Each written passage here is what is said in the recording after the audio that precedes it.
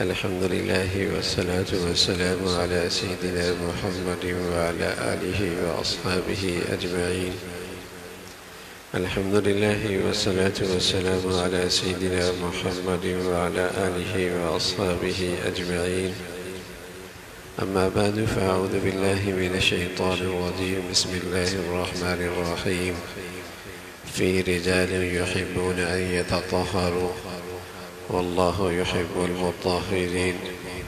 وقال الله تعالى: إن الله يحب التوابين ويحب المتطهرين. صدق الله العظيم.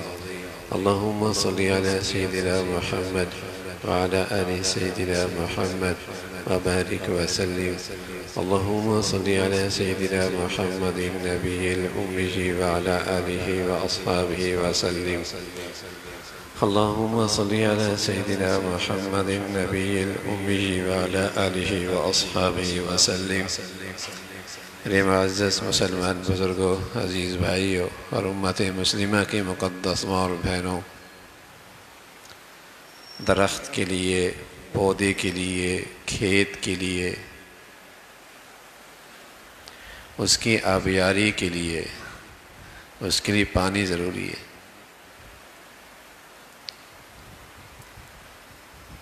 درخت ہو، کھیت ہو، پودے ہوں، باغ ہو، اس کی تر و تازگی کے لیے پانی دینا، اس کو کھاد دینا ضروری ہے۔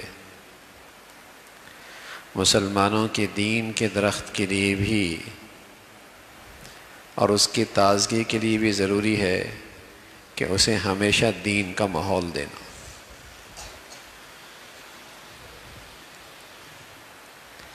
اگر ہم اپنے بچے بچیوں میں دین کی تازگی چاہتے ہیں اور دین کی بہار چاہتے ہیں اور یہ خیال رکھتے ہیں کہ ان میں دینداری کا میٹھا پھل لگے، تو پھر ہمیں اپنے گھر والوں کو بھی یہ ماحول دینا ہوگا۔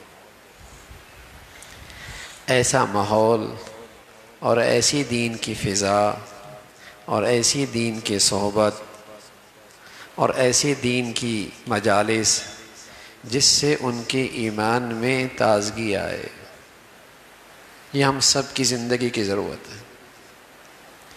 یہ ہم سب کی دینی زندگی کی ضرورت ہے۔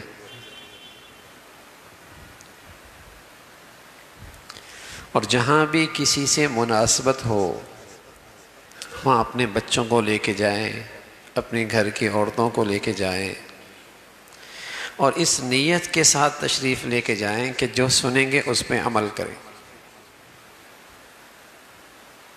عمل کی نیت سے۔ وہ صحبت بہت مبارک ہے اور وہ مجالس دین کی بہت مبارک ہیں جہاں جا کر مجھے اپنے عیوب کا احساس ہو جائے۔ جس صحبت میں بیٹھ کر مجھے اپنی کمیاں نظر آنے لگیں، جس مجلس میں جا کر جہاں مجھے اپنی کمزوریوں کا احساس ہو، اور یہ کمزوریاں اور یہ عیوب مجھے مایوس نہ کریں، مایوس نہ کریں، مجھے امید بھی ساتھ ساتھ وہاں سے ملے کہ اللہ تعالیٰ بہت معاف کرنے والا ہے۔ اللہ کریم بہت بخشنے والے ہیں، بہت مہربان ہیں۔ کمیاں بہت ہیں، عیب بہت ہیں، عیوب بہت ہیں، لیکن اس رب کریم کا رحمت کا ٹھکانہ بھی تو کوئی نہیں۔ تو دین کی ایسی صحبت جہاں میری دینی زندگی میں تازگی آئے، بہار آئے، یہ ہمارے گھر کی ضرورت ہے، ہماری زندگی کی ضرورت ہے، ہمارے بچے بچیوں کی ضرورت ہے۔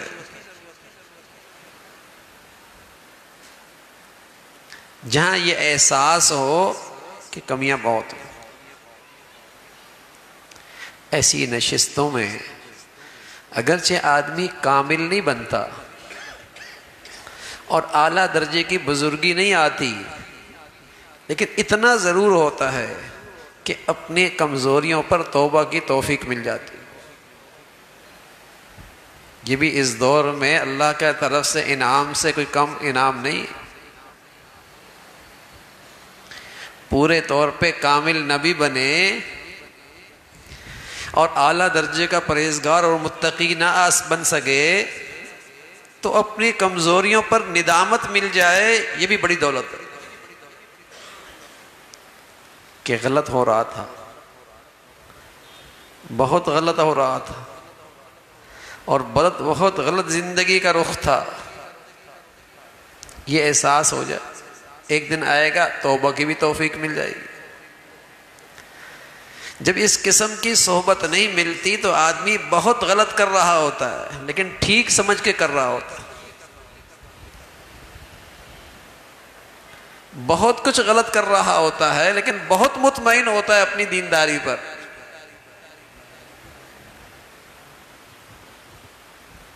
جب اس قسم کی صحبت نہیں ملتی کبائر میں مبتلا ہوتا ہے، پہاڑوں جیسے گناہ جس سے زمین دہل جائے زندگی میں ہوتے ہیں لیکن پھر بھی مطمئن ہوتا ہے،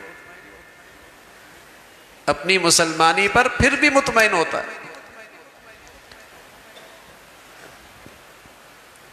اور یہ وہ لوگ ہوتے ہیں بیچارے جنہیں ایسی نشستیں نہیں ملتی جہاں اللہ اور اللہ کے رسول کی بات سن کر اس آئینے میں اپنی دینداری نظر آئے کہ کتنی کمزوریاں ہیں۔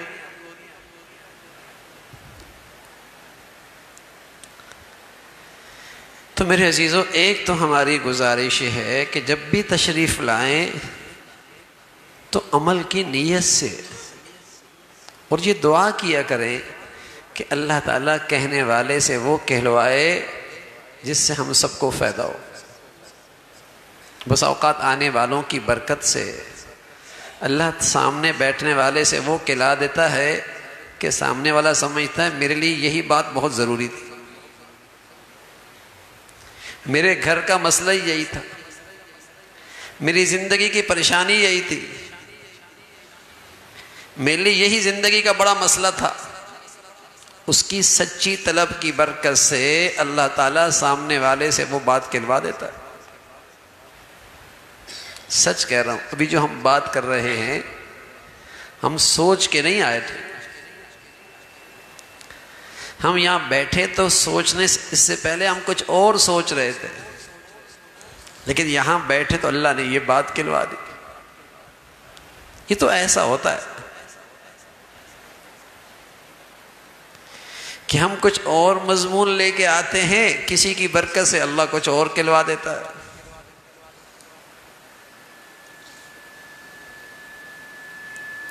تو جتنی سچی طلب لے کے آئیں گے انشاءاللہ محروم نہیں رہیں گے، اور ہماری زندگیوں میں، ہمارے گھروں میں دین کے لحاظ سے بہتری آتی چلی جائے گی،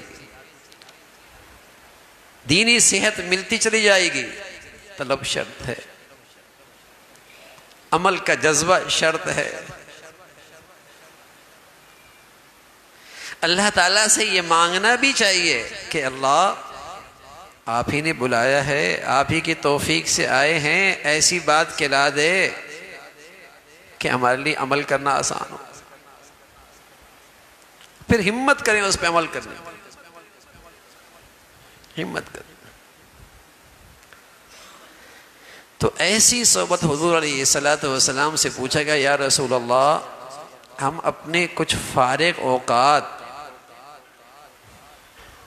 کہاں گزارا کریں، کیسی نشست ہوں، کیسے دوست ہوں، کیسی مجالس ہوں؟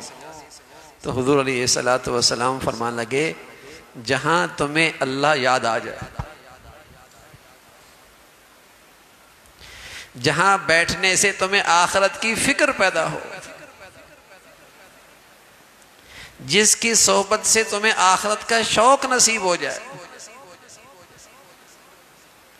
جس سے تمہیں دنیا کی حقیقت کا صحیح اندازہ ہو۔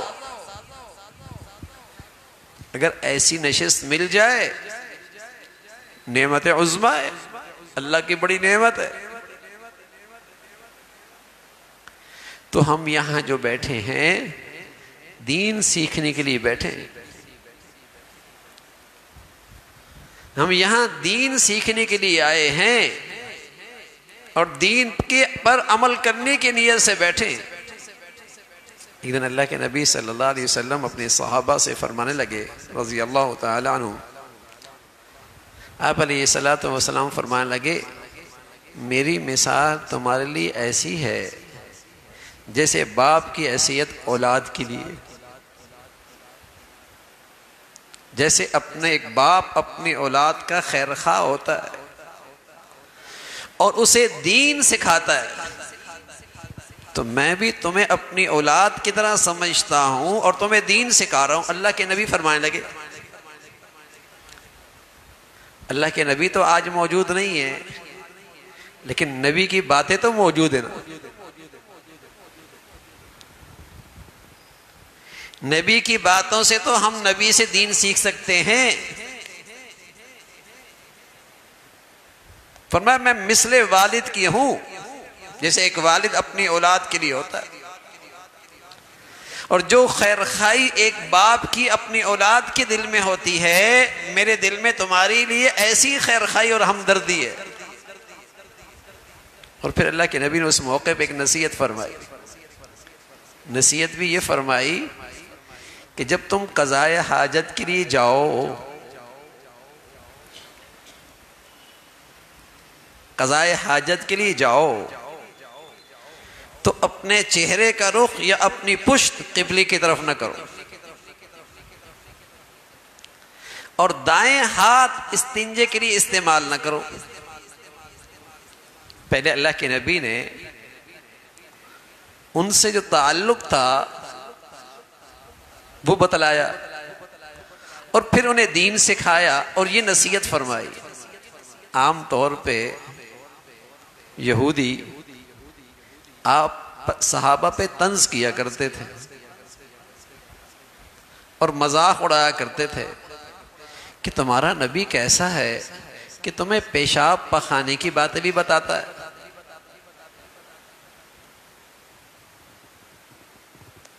پیشاب پخانے کی باتیں بھی بتاتا ہے۔ تو صحابہ فخر کیا کرتے تھے کہ ہمارے نبی نے ہمیں پوری زندگی سکھائی، جہاں یہ بات سکھائی ہے کہ بیت اللہ کیسے جانا ہے، مسجد حرام میں کیسے جانا ہے، وہاں عبادت کیسے کرنی ہے، وہاں اللہ کے نبی صلی اللہ علیہ وسلم نے نجاست سے کیسے بچنا ہے، ناپاکی سے کیسے بچنا ہے، پاکیزگی اور طہارت کیسے حاصل کرنی ہے، سچے نبی نے اس کی بھی رہنمائی فرمائی، کچھ نہیں چھوڑا۔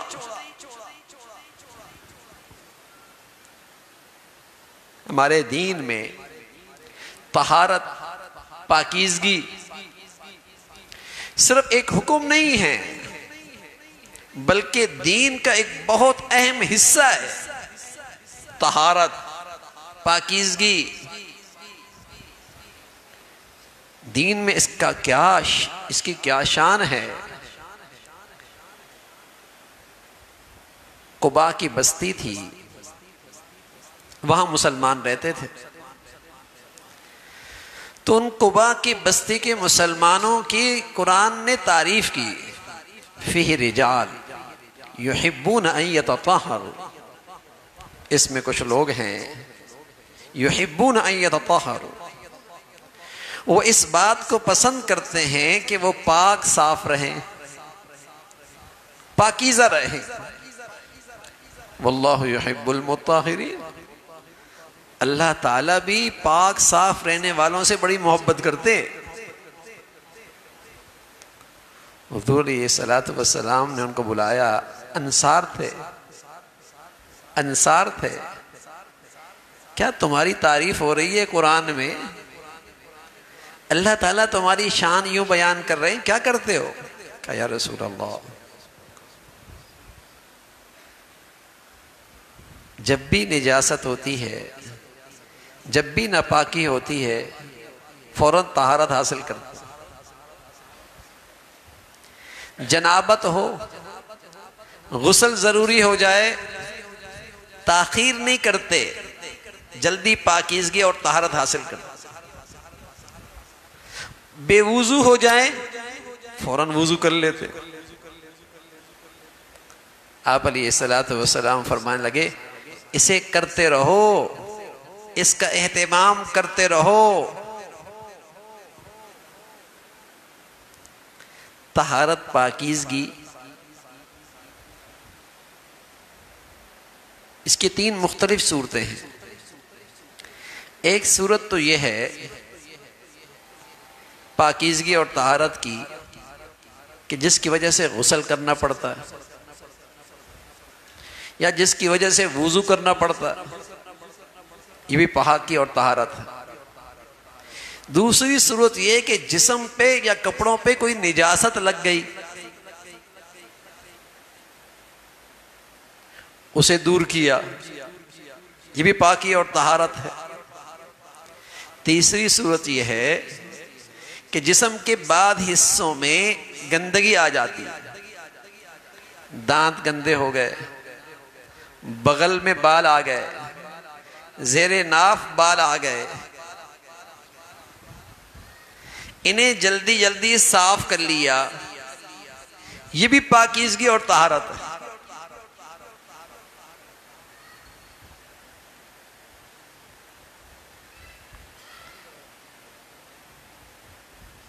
نبیوں کی سنت ہے، نبیوں کی سنت ہے طہارت، پاکیزگی، جسم کو گندگی سے پاک رکھنا، نجاست سے پاک رکھنا، ناپاکی سے پاک رکھنا، اور یہ انسانی فطرت بھی ہے۔ جب آدمی کی فطرت خراب ہو جاتی ہے اور وہ شیطان کے زیادہ قریب اور اس سے مناسبت اس کی بڑھ جاتی ہے تو اس کے لیے گندگی میں رہنا اسے بھاری محسوس نہیں ہوتا، اسے بھاری محسوس نہیں ہوتا۔ دن گزر جاتا ہے اور غسل نہیں کرتا، پیشاب کے قطرے کپڑوں پہ لگتے ہیں، جسم پہ لگتے ہیں، اس کی طبیعت پہ کوئی بوجھ نہیں۔ جس کی طبیعت فطرت کے مطابق ہوتی ہے، جسے نورانی فرشتوں سے مناسبت ہوتی ہے، اگر اس کی زندگی میں قضاء حاجت کی ضرورت پڑے یا اس کی جسم پہ کوئی جنابت کی گندگی لگ جائے تو جب تک وہ صاف نہ کر لے اس کی طبیعت میں فرحت نہیں آتی، وہ ایک طبیعت بوجھل ہوتی۔ لیکن جب مزاج خراب ہو جاتا ہے، شیطان سے زیادہ مناسبت ہو جاتی ہے تو گندگی میں رہتا ہے۔ ادھر اللہ کے نبی صلی اللہ علیہ وسلم ایک قبرستان کے پاس سے گزرے،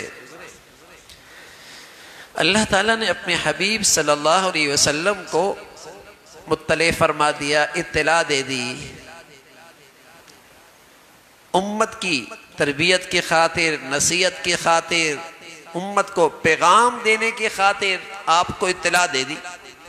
تو آپ نے اپنے ساتھیوں سے عرض کیا کہ ان 2 قبر والوں کو عذاب ہو رہا،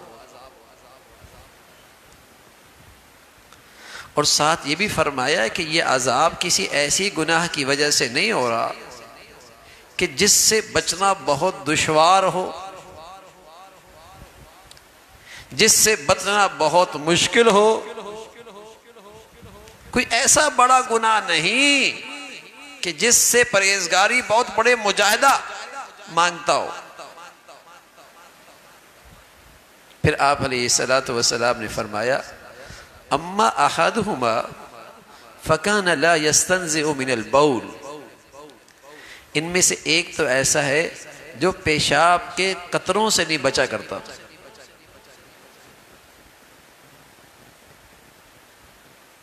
پیشاب کے قطروں سے نہیں بچا کرتا تھا، اور دوسرا وہ ہے جو چغل خوری کیا کرتا تھا، یعنی بد اخلاقی جرم، حماز مشاء بنمیم، یہ کافروں کی بری خصلت تھی کہ چغل خوری کرتے رہنا، اب تو شاید ہی کوئی گھر ہو جہاں چغل خوری نہ ہو. بیوی ساس کی چغل خوری کر رہی ہے، ماں بہو کی چغل خوری کر رہی ہے، ہر محفل میں چغل خوری ہے. ہاں، چغلیاں کھانا، دل خراب کرنا ایک دوسرے سے، دلوں میں نفرتوں کی گرہیں لگانا، یہ اخلاقی جرم تھا. فرمایا یہ دونوں جن گناہوں میں مبتلا ہے، اما احدہما فکان لا یستنزع من البول، ان میں سے ایک تو ایسا ہے جو پیشاب کے قطروں سے نہیں بچا کرتا، پرواہ ہی نہیں. جیسے آج غیروں کے طریقے ہیں کھڑے ہو کے پیشاب کرنا، کپڑے بھی خراب ہوں گے، جسم بھی خراب ہوگا. مغرب کی تاریکی میں تو طہارت کا تصور بھی نہیں ہے، طہارت کا تصور بھی نہیں ہے. وہ اندر گندے نجاست کھاتی بھی گند ہیں، جسم بھی گندا، ہاں اوپر سے پرفیوم اچھا لگاتے، پھر پرفیوم بڑھیا ہوگا.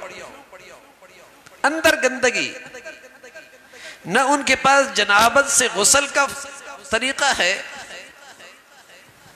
اور نہ ہی ان گندگیوں سے بچنے کا کوئی ان کے ہاں اہتمام ہے.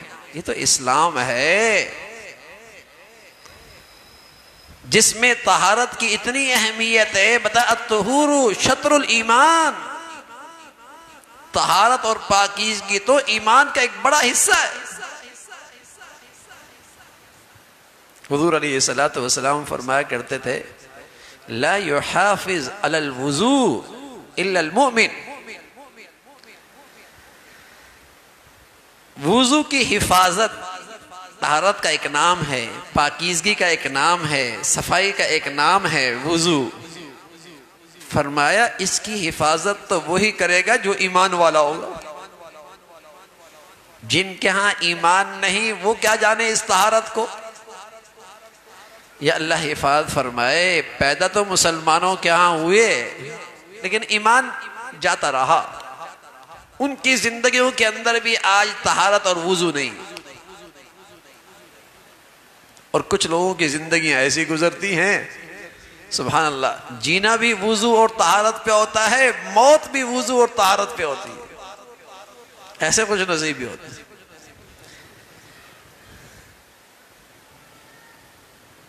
جب آدمی رات کو وضو کر کے سوتا ہے، اللہ کے نبی کی سنت ہے مسواک کر کے سوتا ہے، صفائی اور طہارت کے ساتھ سوتا ہے، تو رات بھر فرشتہ اس کے سرانے میں اس کے لیے دعائے مغفرت کرتا رہتا ہے.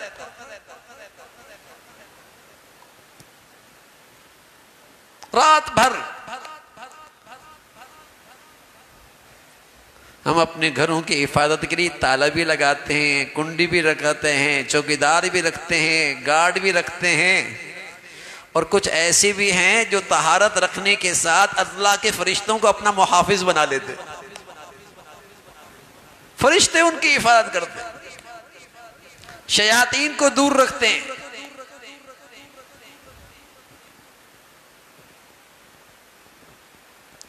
تو یہ مسلمانوں کے ہاں نظام تھا ایک طہارت کا، پاکیزگی کا، صاف ستھرا رہنا.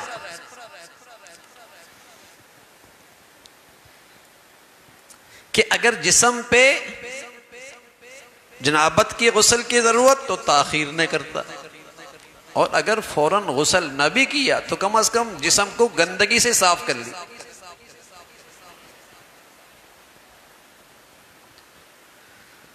وضو کا اہتمام اور جسم کو گندگی اور نجاست سے بچانا، اس میں جو آدمی بے احتیاطی کرتا ہے پھر اس کی سزا قبر میں پاتا ہے. اور خاص طور پہ اللہ کے نبی صلی اللہ علیہ وسلم کو اللہ نے اطلاع دی کہ ان دونوں کو قبر میں عذاب ہو رہا. امت کو پیغام مل گیا کہ قبر اس گڑھے کا نام نہیں ہے، محض مٹی کے اندر دفن کرنے کا نام نہیں ہے، وہ تو دنیا کی زندگی اور آخرت کی زندگی کے درمیان ایک پوری برزخ کی زندگی ہے، جہاں آدمیوں کے اعمال کا صندوق کھلتا ہے۔ وہاں مرنے والوں کی سب کی حالت ایک جیسے نہیں ہوتی، سوائے انسان اور جن کے، باقی جتنی مخلوق ہے قبر میں جو کچھ پیش آتا ہے اس کی آواز سنتی ہے، کیا بیت رہی ہے اس پر، کیا ہو رہا ہے اس کے ساتھ۔ تو وہ تو ایک زندگی ہے، یہ قبر کی گڑھا یہ تو اس کی ایک شکل ہے، ورنہ کوئی آدمی کو درندے کھا لے کہ آدمی کی ہوا جسے کہیں کہ راکھ بنا کے ہوا میں اڑا دے، تو اسی بھی اس قبر کی زندگی سے واسطہ پڑے گا۔ قبر اس گڑھے کا نام نہیں ہے، قبر اور برزخ تو اس زندگی کا نام ہے جو مرنے کے بعد سے لے کر دوبارہ زندہ ہونے سے پہلے جو پورا ایک حصہ ہے۔ تو آدمی کے بعض اعمالیاں اور بعض گناہ ایسے ہوتے ہیں جس کی اس قبر میں خاص طور پہ سزا ہوتی ہے، جن میں ایک نجاست سے اور ناپاکی سے اپنے جسم کو نہ بچانا۔ تو نوجوان بچے ہوتے ہیں بیچارے، جب ان سے کہو نماز پڑھ لو کہتے ہیں کپڑے ٹھیک نہیں، کہتے ہیں میں پاک نہیں ہوں۔ اور ہماری بچیاں بیچاری بظاہر وہ ڈگریاں لے لیتی ہیں، یونیورسٹیاں پڑھ لیتی ہیں، سب کچھ کر لیتی ہیں، لیکن انہیں یہ پتہ نہیں ہوتا کہ جو ان کی زندگی میں ناپاکی کے دن آتے ہیں اس سے پاک کیسے ہوتے ہیں۔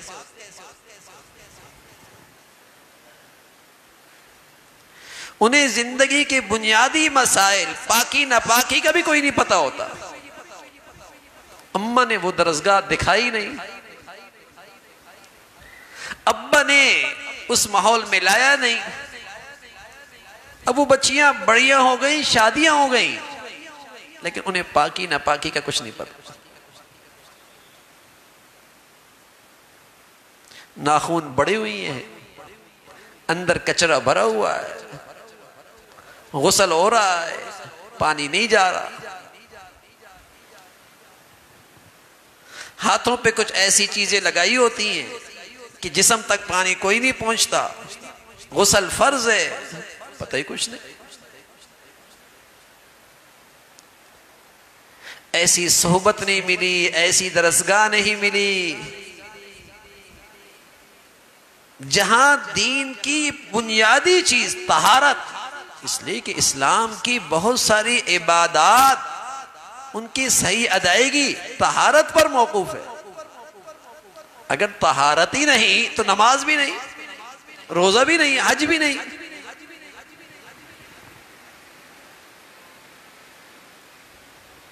بہت ساری عبادتیں اس پر موقوف ہوتی ہیں، نماز جیسی عبادت موقوف ہوتی ہے۔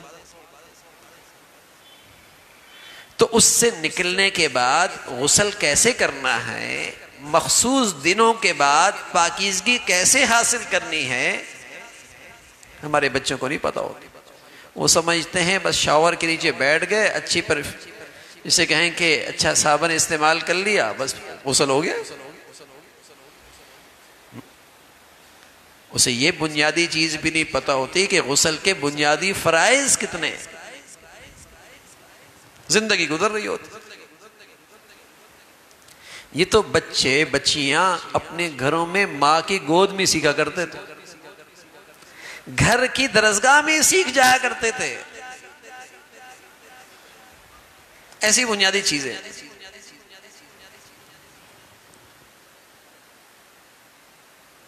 الطہور شطر الایمان، اور ایک روایت میں الطہور نصف الایمان، کہ اسلام میں پاکیزگی اور طہارت کا بڑا اہم مقام ہے، یہ اسلام کا اہم شعبہ ہے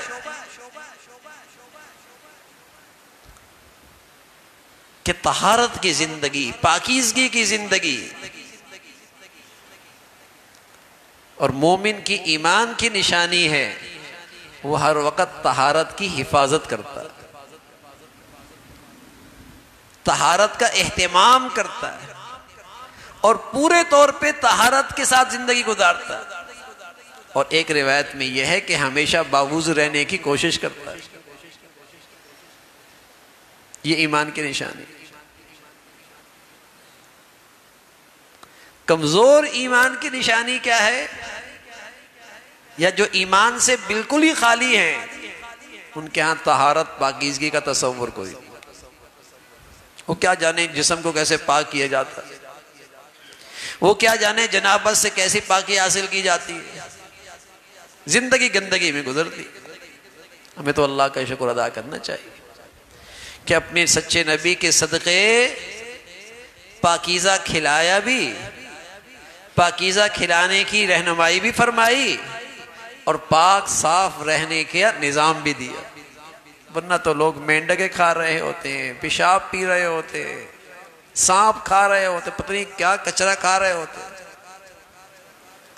بس اوقات ان کے مسام میں سے بو آ رہی ہوتی، ان کے جسموں میں بو آ رہی ہوتی۔ یہ تو ہمارا دین زبردست، اللہ ہمیں اس کی قدر نصیب فرما دے۔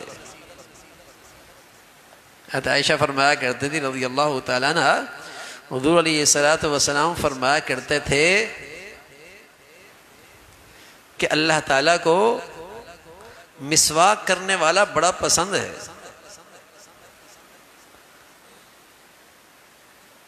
اور مسواک منہ کی صفائی کا بہت بڑا ذریعہ ہے۔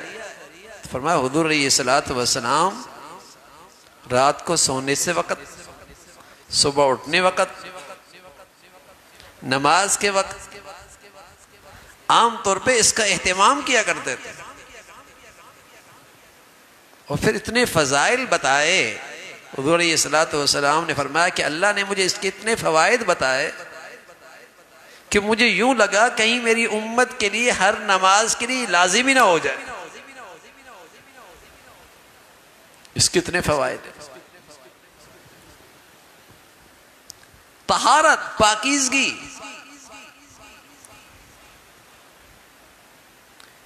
لیکن آج مسلمان مسواک نہیں کرتا، کچھ اور استعمال کرتا ہے۔ اللہ نہ کرے ایسا ہو، لیکن سب سے پہلے اندر کیمیکل کا جانا کوئی اچھی چیز ہوتی ہے؟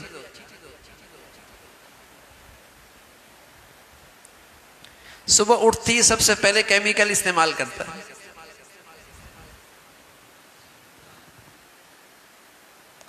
اور پھر وہ کس کس درجے کے ہوتے ہیں۔ حرام نہیں کہہ رہا، ویسے میں کہہ رہا ہوں کیمیکل کے مقابلے میں مسواک کتنی بڑھیا چیز ہے۔ اچھا، اس کیمیکل کے اندر آپ بھی محسوس کریں گے، چند دن استعمال نہ کریں بو آنے لگ جائے گی، لیکن مسواک میں ایسا نہیں ہوتا۔ اگر آپ بیماری کی وجہ سے استعمال نہ بھی کر سکے، منہ سے بدبو نہیں آئے گی۔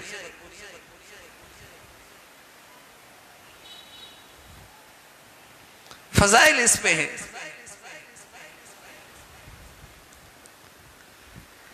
تو یہ چیزیں ہماری زندگی کا حصہ تھی۔ حضرت عائشہ فرماتی ہیں رضی اللہ تعالیٰ عنہ، اللہ کے نبی صلی اللہ علیہ وسلم کا اس دنیا سے جانے کا وقت ہوا تو میری بہن اسماء رضی اللہ تعالیٰ عنہ، بلکہ بھائی بھی عبد الرحمن، آپ ان کی طرف غور سے دیکھ رہے، ان کے پاس مسواک تھی، بالکل آخری وقت تھا آپ کا دنیا سے جانے کا۔ تو میں سمجھ گئی کہ اللہ کے نبی کو مسواک چاہیے، تو میں نے کہا یا رسول اللہ آپ مسواک کی چاہت رکھتے ہیں؟ تو آپ نے یوں اشارہ کیا،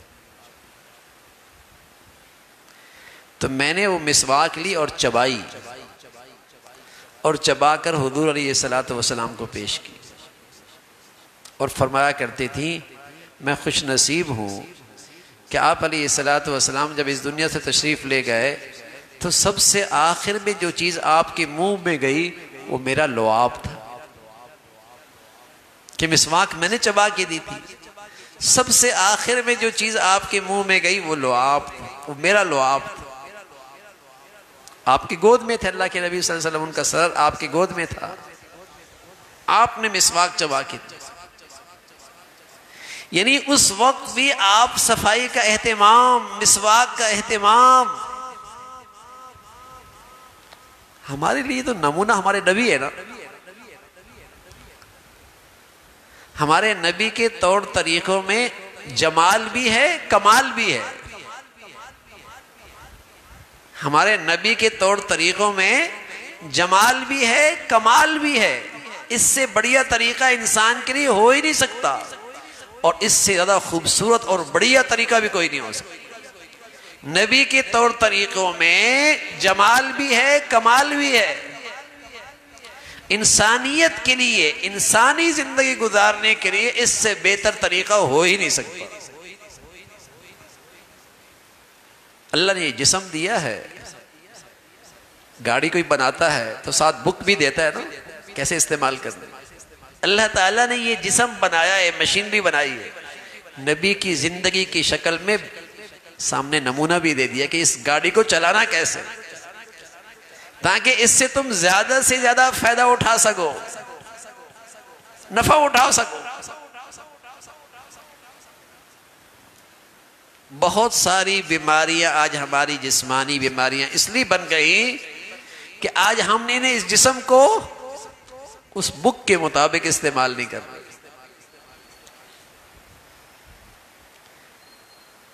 اس نمونے کے مطابق استعمال نہیں کر رہے.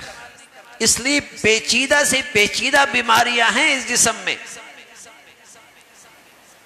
غیر فطرتی زندگی ہے، غیر شریعت کے خلاف زندگی ہے. تو بہت ساری بیماریوں کا علاج نبی کے طور طریقوں کی برکت میں ہے. تو طہارت، پاکیزگی، اس کے موٹے موٹے مسائل سیکھنے چاہیے، علماء سے اور اہل دین سے پوچھنے چاہیے، یا ان سے معتبر کتاب لے کر اس کا مطالعہ کرنا چاہیے کہ طہارت ہوتی کیسی ہے، پاکیزگی کیسے اختیار کی جاتی ہے، جنابت سے کیسے پاک ہوتے ہیں. اور وہ زندگیاں تو بہت مبارک ہیں جن کی یہ اچھی عادت بن گئی کہ ہر وقت باوضو رہنے کی. اس لیے کہ جب آدمی باوضو رہتا ہے تو اللہ کے فرشتے اسے اس کی مناسبت ہو جاتی، اس لیے کہ وہ ہمیشہ نورانی ہوتے، وہ پاک صاف ہوتے، وہ طہارت اور پاکیزگی کے اعلیٰ درجے پہ ہوتے، تو وہ اس کا ساتھ ہوتے. اور جب آدمی جنابت میں رہتا ہے، نجاست میں رہتا ہے، ناپاکی میں رہتا ہے، تو اس کو شیطان سے مناسبت ہو جاتی. تو اس کے لیے اس کے دل میں وسوسے ڈالنا، خیالات برے ڈالنا، اس پر قابو پانا آسان ہو جاتا.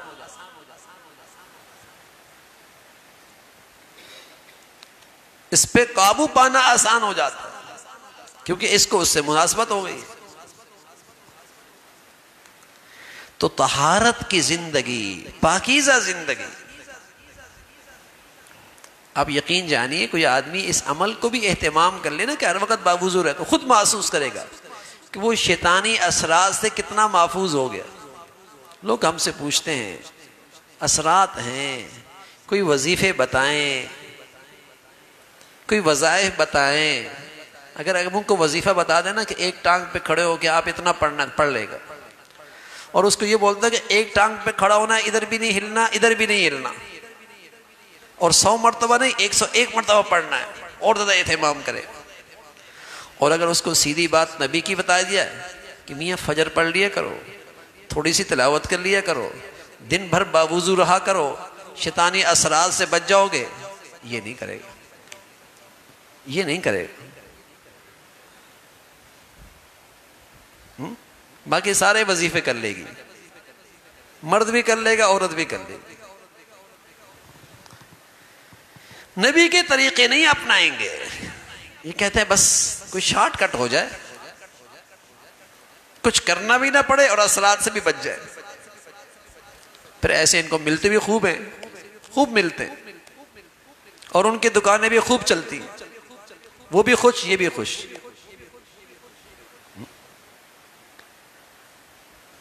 تو زندگیاں تو نبی کے طور طریقوں سے بنتی ہیں بھائی، سیدھی سی زندگی ہے. شیطانی اثرات سے بچنا ہے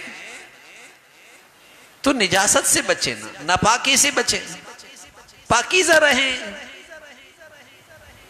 پاکیزہ رہیں. جس قدر پاکیزہ رہیں گے اللہ کے فرشتے آپ کے قریب آئیں. شیطان گناہوں سے خوش ہوتا ہے. شیطان گناہوں کی غذا کے لیے میرے گھر میں آتا ہے. میری زندگی میں گناہ ہیں، شیاطین کی غذا ہے، پھر اس کے اثرات تو ہوں گے. آپ اپنے گھر کے اندر فرشتوں کی غذا کا اہتمام کریں نا، تاکہ وہ وہاں ان کا آنا ہو. اپنی زندگی کو پاکیزگی اور طہارت پہ لے کے آئیں، تاکہ وہ فرشتے آپ کے ساتھ ان کو انس ہو جائے، وہ آپ کے انیس ہو جائیں. طہارت کی زندگی تو بڑی پاکیزہ زندگی ہے. اللہ کرے ایسی عادت بن جائے ہر وقت طہارت پہ رہنے کی، تو موت بھی طہارت پہ آئے گی. اور پیارے رسول صلی اللہ علیہ وسلم فرمایا کرتے تھے تموتون کما تعیشون، جیسے تمہاری زندگی گزر رہی ہے تمہاری موت بھی ویسی آئے گی. ہمیشہ تم نے پاکی کا، طہارت کا، پاکیزگی کا، نیکی کا اہتمام کیا، موت بھی ایسی آئے گی.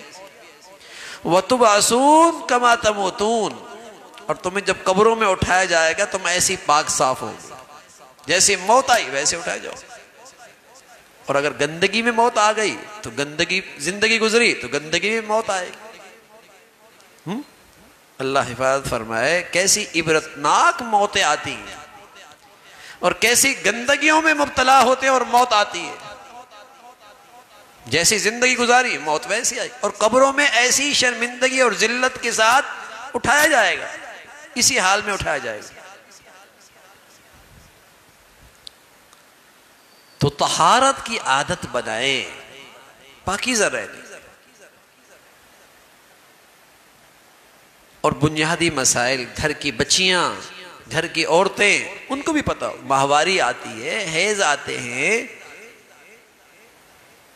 بچے کی پیدائش کے بعد ان پہ مخصوص دن آتے ہیں، ان کو پتا ہو کہ اس موقع پہ شریعت کے کیا احکامات ہیں اور کیا رہنمائی ہے. تو طہارت کو اور پاکیزگی کو جو مسلمانوں کا شعار ہے، اس کا اہتمام. اور ایک چیز اور ہے، وہ ہے نظافت.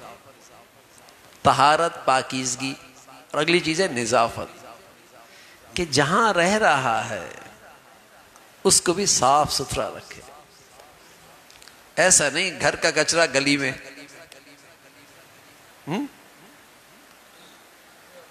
بری بات ہے. مسلمانوں کی زندگیاں نہیں ہوا کرتے. طہارت بھی، پاکیزگی بھی، اور ساتھ ساتھ نظافت. دنیا میں نظافت ہے، اگرچہ ان کے پاس طہارت اور پاکیزگی کا نظام نہیں ہے، لیکن وہ دائیں بائیں کے ماحول کو صاف رکھتے. مسلمانوں میں نظافت بھی ہوا کرتی تھی، طہارت اور پاکیزگی بھی ہوا کرتی تھی. صاف ستھرا ماحول. اچھا، اس میں زیادہ اخراجات نہیں ہوتے، اس میں زیادہ اہتمام کرنا پڑتا ہے. بس اس کے اندر اخراجات ضروری نہیں ہوتے. ضرورت کس کی ہوتی ہے؟ اہتمام، فکر. تو نظافت، جہاں رہ رہے ہیں، جس ماحول میں رہ رہے ہیں، ہاں وہاں نظافت کہتے ہیں.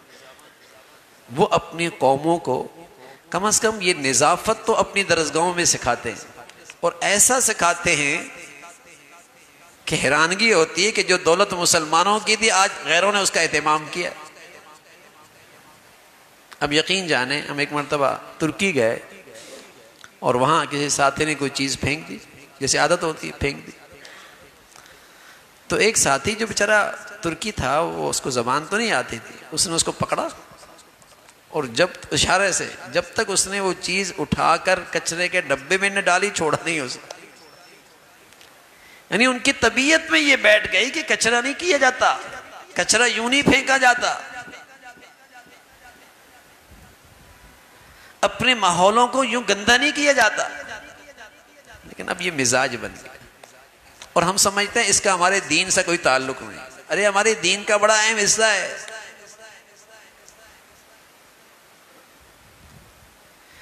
یہ بھی دین کا حصہ ہے۔ تو نظافت بھی ہو، طہارت اور پاکیزگی بھی ہو، اور پھر اللہ کی طرف سے خوشخبری ہے، ان اللہ یحب التوابین ویحب المتطہرین، اللہ توبہ کرنے والوں سے بھی پیار کرتا ہے، اور جو پاک صاف رکھتے ہیں اللہ ان سے بھی پیار کرتا ہے۔ جو پاک صاف رہتے ہیں اللہ کریم ان سے بھی محبت فرماتے ہیں۔ اللہ تعالی ہم سب کو اپنی محبت نصیب فرمائے، اور محبتوں والے کام اور اخلاق بھی ہمیں نصیب فرمائے۔ اللہم لک الحمد کلو ولک الشکر کلو، اللہم لک الحمد کلو ولک الشکر کلو، سبحان اللہ وبحمدہ سبحان اللہ العظیم، عدد خلقہ وزنة عرشه ورضا نفسه ومداد كلماته، اللهم لا نحصي ثناء عليك أنت كما أثنيت على نفسك، ربنا لا تؤاخذنا إن نسينا أو أخطأنا، ربنا لا تؤاخذنا إن نسينا أو أخطأنا، ربنا اغفر لنا ذنوبنا وإسرافنا في أمرنا وثبت أقدامنا وانصرنا على القوم الكافرين، يا حي يا قيوم برحمتك نستغيث، أصلح لنا شأننا كله ولا تكلنا إلى أنفسنا طرفة عين، یا ارحم الراحمین۔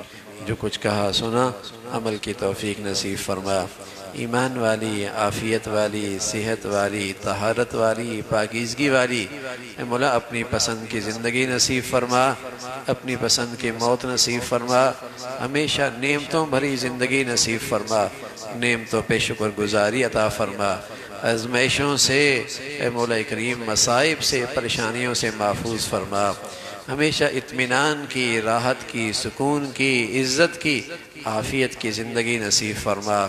اے مولا کریم اپنے فضل سے ہمیشہ اپنی نعمتوں میں اپنی فرما برداری عطا فرما، اپنی نافرمانی سے محفوظ فرما، ناشکری سے محفوظ فرما، احسان فراموشی سے محفوظ فرما، حادثات، سانحات، موذی اور دیرپا بیماریوں سے، اسپتالوں کی زندگی سے محفوظ فرما۔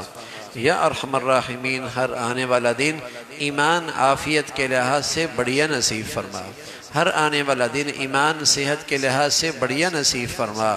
یا ارحم الراحمین ہمیشہ حلال عطا فرما، برکت والا عطا فرما، ہمارے بچے بچیوں کو ہمیشہ حلال کی زندگی عطا فرما، اور حلال رزق نصیب فرما، اور برکت والا عطا فرما۔ یا ارحم الراحمین تمام حاضرین حاضرات، سامعین سامعات کی تمام جائز حاجات کو پورا فرما، مشکلات کو آسان فرما، پریشانیوں کو ختم فرما۔ اے مولا کریم حاسدوں سے، شریروں سے، بری نظر رکھنے والوں سے، نظر بد سے ہمیشہ محفوظ فرما، اپنی حفاظت نصیب فرما۔ اے مولا کریم اپنی نصرت نصیب فرما، قدم قدم پہ اپنی مدد اور نصرت عطا فرما، ہمیشہ اپنے فرما برداروں میں شامل فرما، اپنے نیکوں میں ہم سب کو شامل فرما، ہمیں نیکوں سے محبت نصیب فرما، نیکی سے مناسبت نصیب فرما، شر سے محفوظ فرما، شریروں سے محفوظ فرما۔ یا ارحم الراحمین پوری ملت اسلامیہ پہ رحم فرما، بلاد اسلامیہ کی حفاظت فرما، امت مسلمہ کے حال پہ رحم فرما، دنیا بھر کے مظلوم مسلمانوں کی مدد اور نصرت فرما۔ اے مولا کریم غزہ اور فلسطین کے مسلم بھائیوں کی اور بہن بیٹیوں کی بھائیوں کی حفاظت فرما، ان کی مدد اور نصرت کی شکلیں پیدا فرما، ان کے دلوں میں سکینہ نازل فرما، باطل کی اور کفر کی تدبیروں کو ناکام فرما، ان کو بہم دستے گریبان فرما، ان کی قوتوں کو نیست و نابود فرما، مسلمانوں میں اسلامی وحدت پیدا فرما، ان مسلمانوں کی قربانیاں شہادتیں اللہ اس سے مسلمانوں میں اسلامی بیداری پیدا فرما، غیرت ایمانی پیدا فرما۔ یا ارحم الراحمین ہمارے ملک کو سلامتی عطا فرما، یا نیکی کی اور خیر کی اور تعمیر کی قوتوں کو غلبہ نصیب فرما، جو مسلمانوں میں بے دینی کو اور نفرتوں کو فروغ دے رہے تقسیم در تقسیم مسلمان اس عذاب میں مبتلا، اے اللہ اس فتنوں سے ہم سب کی حفاظت فرما، مسلمانوں میں اسلامی وحدت پیدا فرما، رنگ نسل وطن علاقے یہ نفرتوں کی جتنی شکلیں ہیں مسلمانوں کو اس سے محفوظ فرما۔ یا ارحم الراحمین، نیکی کی اور خیر کی اور تعمیر کی قوتوں کو یہاں غلبہ نصیب فرما، تخریب کی اور بے دینی اور بے حیائی کی طاقتوں کو نیست و نابود فرما۔ یا ارحم الراحمین، ہم سب کے حال پہ رحم فرما، ہمارے شہر پہ رحم فرما، پوری امت اسلامیہ پہ رحم فرما۔ ربنا تقبل منا انك انت السميع العليم، ربنا تقبل منا انك انت السميع العليم وتب علينا انك انت التواب الرحيم، وصلى الله على سيدنا محمد وعلى آله وأصحابه أجمعين برحمتك يا رب۔